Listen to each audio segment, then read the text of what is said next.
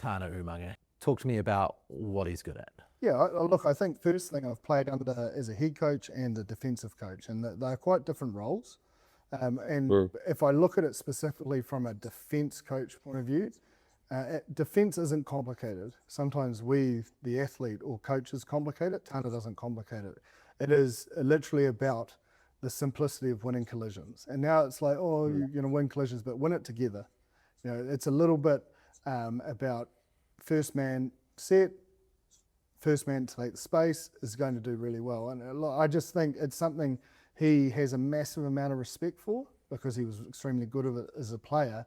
But he has a simplistic way of articulating it to allow actions to come off the back of it. And at the end of the day, that's the coach's role.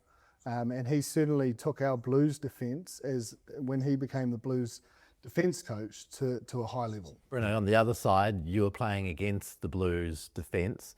Was there a lot of respect there and a lot of understanding that they were operating in a pretty good way under Tana? I had the chance to be able to play with him in 2016, and I think, as a coach, and I think what he's done being an All Black himself and an All Black captain, he brings a lot of that kind of aura with him, which I think is really important as a coach, having that respect element. But I think what I really enjoyed about Tana as well, whenever we played the Blues, the collision area was always a big part of it. And I think, the detail within that and being able to, have the understanding of what the defence system looks like, whether that's through high line speed or whether it's your 2v1 and being able to get the contact area right.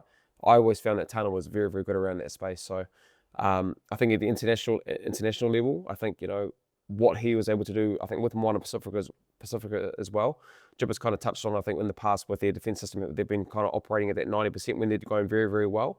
And when you're kind of operating at that kind of level, your detail with what the collision area is very good. So, I think with what he can do as a coach, I rate him as a coach, but I think also what he can do him as a player in that aura, in that All Black environment, what he's done as a player, I think will be a big part for the players as well, knowing that what he's done as a player as well. Yeah, I think as well, like from a coaching point of view, like physicality for him, winning the collision is a given.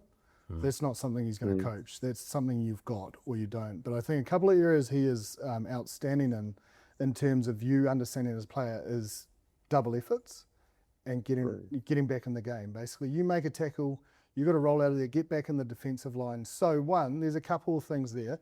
He rolls out, gets back in the defensive line. That's you getting back in the game. But then it allows the assist tackler to see a clear picture to try and jackal or slow the ball down.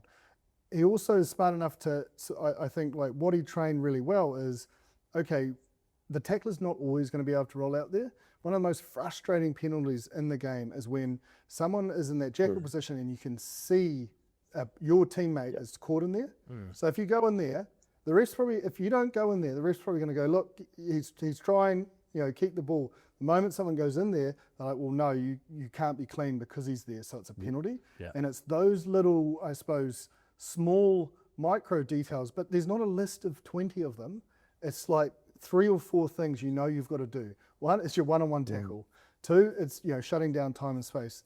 Double efforts, getting back in the game, and then being smart with your decision making in and around the breakdown because it impacts so much wide. Obviously, I'm pro him because he did improve myself as an individual, but he improved us in the Blues about being smarter defensively, like not chasing battles that are lost. Because sometimes when you're in teams that are losing, you try to take your frustration out on the physical, but it's like you're actually doing more damage, giving away penalties, getting offside with the ref, missing your jump because you're 2 seconds behind and then you get caught offside.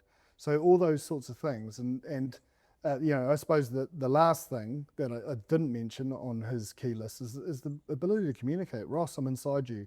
I've got your inside, fold or there was just a couple of things that I really liked, but the most important thing I suppose I'm trying to get across is it's not rocket science, and he doesn't make it rocket science. Right. It's the basics done really well.